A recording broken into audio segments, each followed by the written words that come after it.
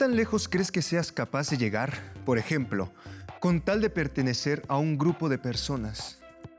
¿Alguna vez has hecho algo para sentir que te aceptaban y después te arrepentiste de haberlo hecho? A veces nos pasa que actuamos sin pensar, movidos por un impulso que podríamos llamar irracional, porque no fue producto de nuestro razonamiento.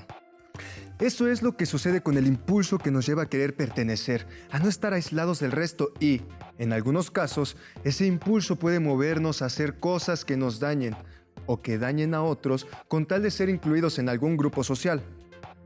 Desde la familia en la que hemos nacido hasta un grupo de desconocidos al que nos sentimos atraídos por afinidades o por proximidad. En la vida diaria, cuando algo nos sucede sin que lo hayamos decidido conscientemente, decimos que estamos padeciendo eso que nos sucedió. Ya sea que se trate de una enfermedad, una situación o también una emoción o un impulso como el que te acabo de mencionar. A lo que se padece se le llama pasión.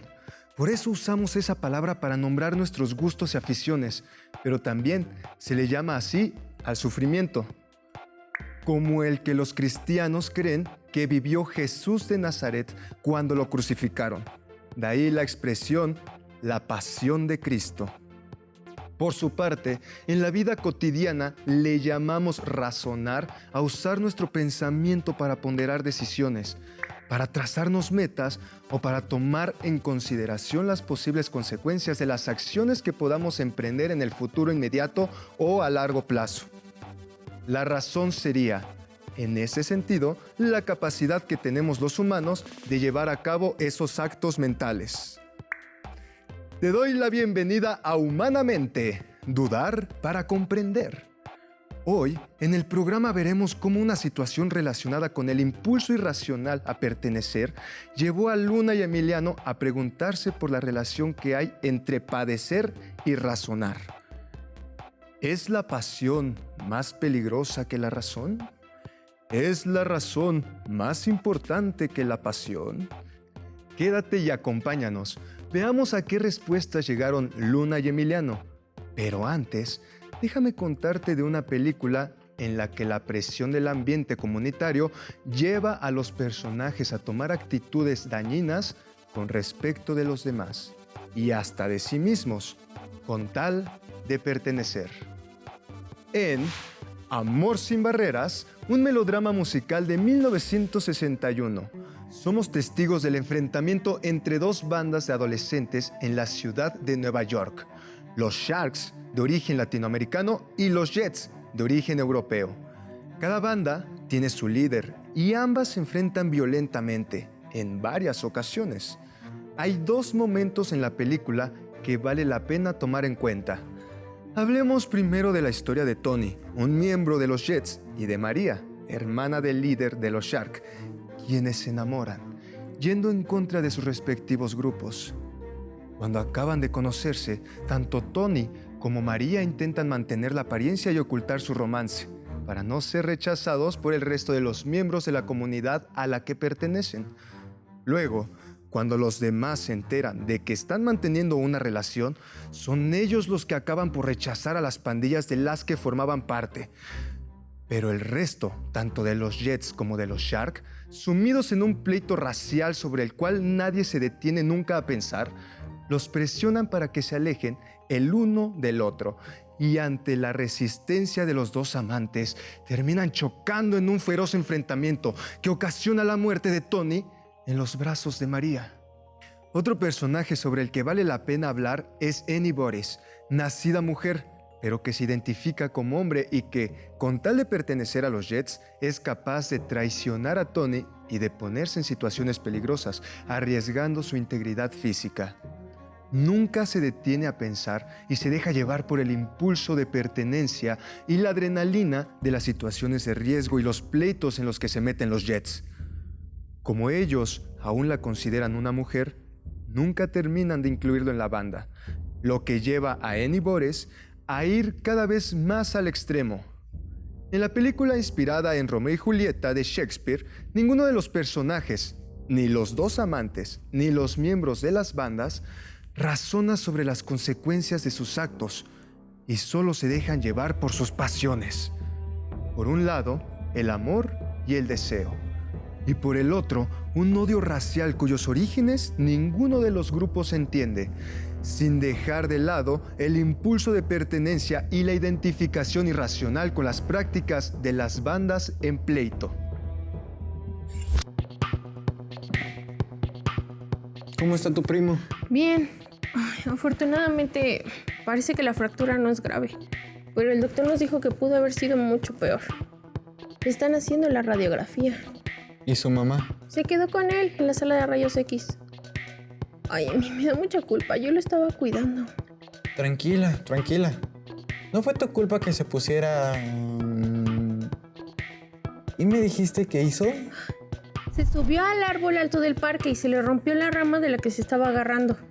¿Y para qué hizo eso? Estaba jugando con los otros niños y todos los demás se estaban subiendo al árbol. Él nunca se sube, le dan miedo las alturas. ¿Y entonces? Uno de los otros niños le dijo que si no se subía era un gallina y ya nadie le iba a hablar. Mi sobrino dijo, primero, que no le importaba y se fue a los columpios. Pero luego me descuidé unos minutos platicando con una señora, mamá de otro niño, y cuando me di cuenta, oí el ranazo. ¡Auch! Sí. Lloró mucho. Pobrecito. Dice que iba subiendo muy bien, pero de repente vio para abajo y se puso nervioso. Y luego ya no supo qué hacer. Se quedó quieto y se le rompió la rama. Lo bueno que no había llegado muy arriba todavía. Pero qué raro que si nunca se sube, ahora sí. Bueno. Sí me recuerda la vez que salté la barda del terreno de Don Fide con los demás para no ser el único que se atreviera a hacerlo solo. ¿Hiciste qué? Me salté la barda de Don Fide con mis amigos. Era como una aventura. Ya ves que tiene sus perros y que se supone que son muy bravos. Yo no me rompí un hueso, pero la verdad no quería entrar a molestar a los animales y luego me sentí muy mal de haberlo hecho. ¿Y entonces por qué lo hiciste? Pues ya te dije, me daba vergüenza ser el único que se quedaba atrás y que me dijeran... ¿Gallina? Sí. Supongo que lo mismo le pasó a tu sobrino en el parque. Yo en ese momento no pensé en que me podía lastimar, ni en que Don Fide pudo haber llamado a la policía, y menos en la regañiza que mis papás me hubieran puesto si se hubieran enterado. Por suerte no estaba Don Fide. Los perros no resultaron bravos. Nadie nos vio entrar ni salir, y no nos pasó nada. Pero igual te sentiste culpable luego. Sí, me tardé meses en poder pasar frente al terreno de Don Fide sin ponerme rojo como tomate. ¿Por qué no sucederá eso? A mí también me ha pasado alguna vez que hago algo sin pensar y luego digo, ¿por qué lo hice? Pues no sé, Lu. Pero eso de pensar las cosas demasiado, no sé si sea muy bueno tampoco. Después acaba uno no haciendo nada porque se la pasó pensando. Pero si mi sobrino hoy lo hubiera pensado un poco más, igual y no se hubiera caído. Solo un poco más. No era necesario subirse al árbol. No. Pero como eso, ¿lo sabes tú? ¿Cómo dices? Él no lo pensó. Bueno, seguro en ese momento él solo quería quedar bien con los demás. ¿Ya habrán salido de la radiografía? Oye, ¿a qué te referías con lo de pensar las cosas demasiado? Ah, pues mira. A veces siento que cuando me da miedo hacer algo, pienso mucho si hacerlo o no. En qué cosas puedo ocasionar que lo haga y al final no hago nada. Sí, te entiendo. Es como si el miedo usara de pretexto las posibles consecuencias para controlarnos, ¿no? Qué raro. Nunca había pensado eso de que el miedo puede controlarnos. Como si fuéramos marionetas. O como los coches que alguien los maneja. Pero entonces... Espera. No sé si estoy de acuerdo con esa idea. Ahora que lo pienso... ¿Es el miedo lo que nos controla? ¿Y las otras emociones también nos controlan? Pues sí, ¿no? Nos portamos diferente cuando nos sentimos diferente. Si uno está triste o enojado, no piensa, no decide y no trata a los demás de la misma manera que si está contento o que si tiene miedo. Al menos Yo siento que me pasa así. Pero ¿nunca te ha pasado que sientes, por ejemplo, un miedo de hacer algo, pero sabes qué es lo que más te conviene y de todos modos lo haces? ¿Lo haces con todo y miedo? ¿Que piensas las razones que tienes para hacerlo y eso te ayuda a superar el miedo? En ese caso, ¿también dirías que es el miedo el que te controla? No. Supongo que no. Pero hay veces en que sí. Cuando lo de la barda del terreno de Don Fide, te juro, sentía como si me estuvieran controlando. Solo imaginaba cómo se iban a burlar de mí si no saltaba tan bien. Me hacía seguir trepando la barda. Bueno, quizás cuando menos algunas veces sí nos controlan las emociones. A mí lo que me pasa más seguido es que cuando ya pensé en qué voy a hacer una cosa, cuando ya consideré bien las razones para hacerlas y me decidí, entonces me cuesta mucho trabajo cambiar ese plan si algo ocurre. Y siento feo si lo que pasa a mi alrededor me obliga a hacerlo. A veces, incluso aunque surja una opción mejor que la que yo escogí, como yo ya había tomado una decisión, siento que no puedo cambiar mis planes, que estaría mal hacerlo. No, estoy seguro de entenderte. Sí, mira, ¿te acuerdas que la semana pasada estábamos hablando de lo de las universidades? Ajá. Pues imagínate que ya escogí una universidad, que es gratuita, que tiene la carrera que quiero y que, aunque está en otro estado, parece la mejor opción. Bien. Y luego me encuentro otra que ofrece la misma carrera que está aquí cerca y que es de paga, pero que tiene un sistema de becas al que parece que puedo aplicar. ¿Tú qué harías? Pues intentar que me den la beca. ¿Tú no? No, Pero... es lo que te digo, a veces me pasa eso, que si ya tomé una decisión razonada, me cuesta trabajo considerar otras opciones, incluso si parecen mejores. Le doy demasiadas vueltas. Familiares de Silverio Silva, pasen a consultorio 5. Familiares de Silverio Silva, pasen a consultorio 5. Somos nosotros. ¿Nosotros? Bueno, mi prima y yo.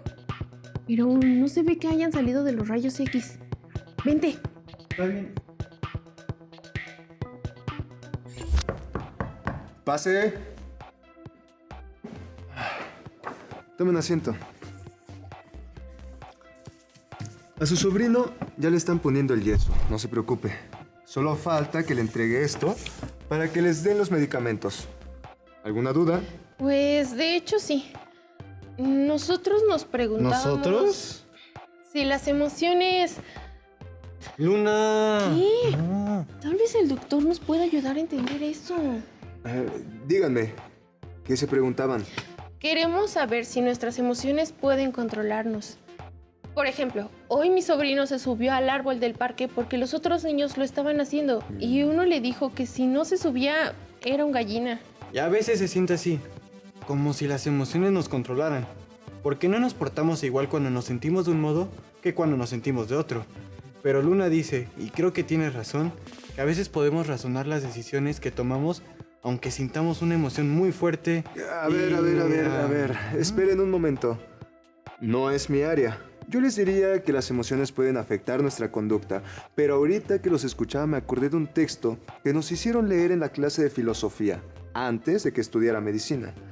Era de un griego, Platón, me parece. Sí, ya recuerdo, era él. El Fedro se llamaba ese texto. Ah, sí, lo he visto en la biblioteca. El bibliotecario Villasana lo estaba leyendo el otro día. Me dijo algo de unos caballos y un jinete y... Auriga, no es un jinete, es una auriga. Los jinetes montan a los caballos. Los aurigas conducen un carro que en vez de tener motor está jalado por caballos. En el Fedro, Platón presenta una alegoría que... ¿Una alegoría? ¿Qué es eso? Es una representación hecha con elementos que tienen un significado no literal que hay que interpretar para comprender. como una metáfora. Sí, algo parecido. En la alegoría del Fedro, Platón dice que somos como un carro que es jalado por 2 caballos y conducido por una auriga. Uno de los caballos, que es de color negro, es impulsivo y difícil de controlar. Ayuda a avanzar con rapidez, pero siempre quiere salir corriendo sin que nadie le diga a qué velocidad debe andar. Eso me suena conocido. A mí también. El otro caballo, que es blanco, es muy dócil, controla mejor la velocidad de su trote y obedece sin problema. El auriga, que es quien conduce el carro, quien debe determinar la dirección, tiene que aprender a conocer a ambos caballos y a equilibrar sus trotes para conducir bien el carro. Si no lo hace, no podrá ir a donde quiere. Por eso tiene que equilibrarlos. Si no los controla y los lleva a trabajar juntos, por decirlo así, el conflicto entre ambos caballos puede provocar cosas poco convenientes y el carro no llega a ningún lado, porque se vuelve imposible dirigirlo. Y si además el carro se voltea, puede causarle daño a la auriga y a los mismos caballos, además de la otra gente que esté alrededor. Creo que ya empiezo a entender la alegoría. Sí, se parece mucho a... ¿Cómo se llama? Doctor Andrade, a urgencias. Doctor Andrade, a urgencias. Discúlpenme, tengo que irme. Espero haberles ayudado en algo. Claro que sí, gracias. No me lo puedo llevar. Por favor. Vámonos. Nos vemos. Gracias, doctor. Adiós. Nos vemos. Vamos a comprar medicamento.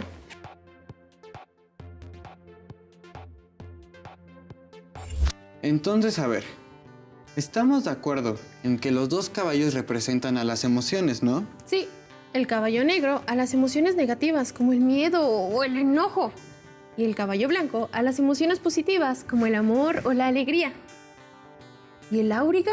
No estoy seguro. El doctor Andrade dijo que es el que debe tomar las decisiones y equilibrar el trote de los dos caballos. ¿No sería algo así como la mente o el pensamiento? Tendría sentido. Sí, me imagino que un auriga que controle demasiado a los caballos termina por no dejarlos avanzar. Y por eso, como decías hace rato, pasa que si uno piensa demasiado las cosas, termina por no hacer nada. Pero también está el otro extremo. Cuando no se controla nada a los caballos, el carro avanza, pero hacia ningún lugar, y puede volcarse y causar daños, gracias a que los caballos son tan distintos y conflictivos entre sí. Y entonces es cuando uno siente que sus emociones lo controlan. Por eso, cuando te saltaste la barda de Don Fide, sentías que no eras tú, que no lo estabas decidiendo. Lo único que no me quedó claro con la alegoría de Platón que nos contó el doctor es por qué pasa lo que dijiste de que cuando ya tomas una decisión te cuesta mucho trabajo cambiar el rumbo y hacer otra cosa, aunque sea mejor opción. Pues supongo que en ese caso el auriga es el problema. Si los caballos ya están equilibrados y un nuevo camino aparece delante del carro, el auriga debería poder cambiar el rumbo fácilmente si eso es lo más conveniente. Quizá el auriga no nada más necesita aprender a controlar y equilibrar el trote de los caballos, sino que también necesita aprender a ser flexible. ¡Auch! Sentí la pedrada. Pero sí, tienes razón. A veces soy una auriga inflexible y no me doy chance de cambiar de opinión si encuentro opciones distintas a las que había considerado en un inicio. Yo creo que a mí todavía me falta aprender a equilibrar a mis caballos y dirigir mi carro a donde quiero. Ya ves que la semana pasada hasta discutí fuerte con mis papás por el asunto de dónde voy a estudiar. Lo bueno es que, con tu ayuda, pude resolver eso. Pero sí, a veces siento que mis emociones son algo que aún no aprendo a equilibrar. Bueno, Amy, me tengo que ir. Mi prima y el niño ya deben haber llegado a casa de mi abuelita. Voy a ver cómo está. No me imagino que es traer un yeso. ¿Te acompaño? Vamos. Vamos.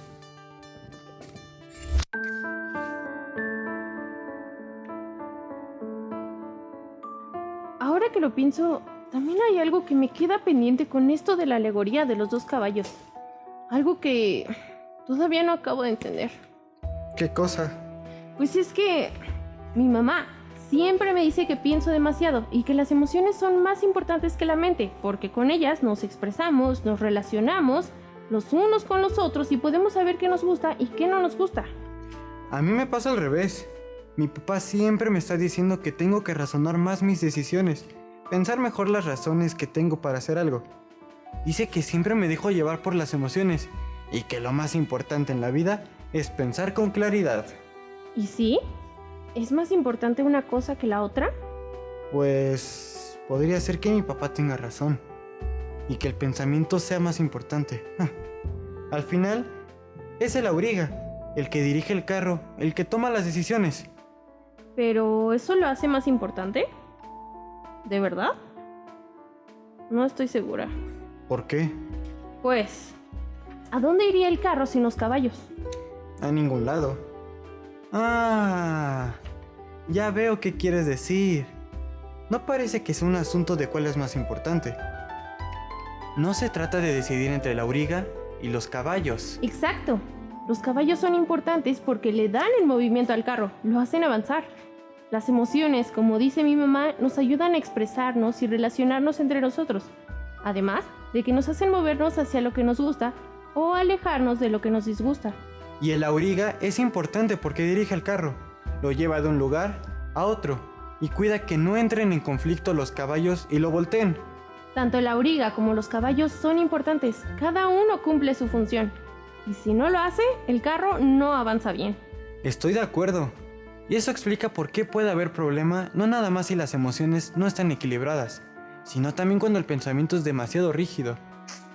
En cada caso, una de las funciones no se está realizando. En la primera, porque el auriga no está dirigiendo a los caballos. Y en la segunda, porque los caballos no pueden mover al carro. Hoy fui a acompañar a Luna al hospital. Su sobrino se había roto un brazo porque se cayó de un árbol al que se había subido incitado por otros niños que le dijeron que si no lo hacía, era una gallina. Eso nos llevó a hablar sobre cómo nuestras emociones pueden afectar lo que hacemos y cómo nos comportamos.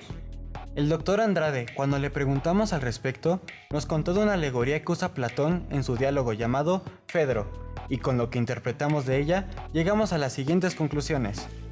En la vida, una de las cosas para la que nos sirve pensar es para controlar nuestras emociones y usar así su impulso para conducirnos hacia lo que nos gusta o alejarnos de lo que no nos gusta. Sin embargo, si el pensamiento es demasiado controlador, no permite que hagamos nada. Y si es demasiado inflexible, puede provocar que perdamos oportunidades. Por su parte, las emociones cumplen también una función importante en la vida. Nos ayudan a comunicarnos entre nosotros y a saber qué nos gusta y qué no nos gusta. Pero si no aprendemos a equilibrarlas con la reflexión y el razonamiento, pueden llevarnos a hacer cosas que hasta nos causen daño a nosotros o a los que nos rodean. Como en el caso del sobrino de Luna, que se dejó llevar por las emociones que le movió la provocación de los otros niños y no pensó las consecuencias que podría tener subirse al árbol. Por último, entendimos que ni las emociones ni el pensamiento son más importantes las unas que el otro, sino que ambos cumplen una función importante en la vida.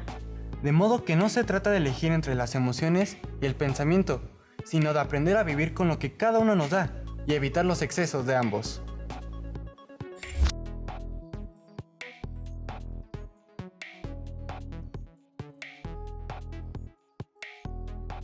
Razonar o recibir pasivamente las pasiones. A veces da la impresión de que tenemos que tomar una decisión entre esas dos posibilidades. Al principio te hablé de Amor sin barreras. Ahora deja que te platique brevemente de la novela que he estado leyendo. Su título es Seda, y en ella Alessandro Barico nos cuenta la historia de un hombre que tiene su vida muy bien planeada y que, aunque siente emociones, no permite que ellas lo desvíen de su meta, lo que termina, paradójicamente, haciéndolo darse cuenta de que lo que más quiere estuvo siempre frente a él, todo el tiempo, pero no supo verlo.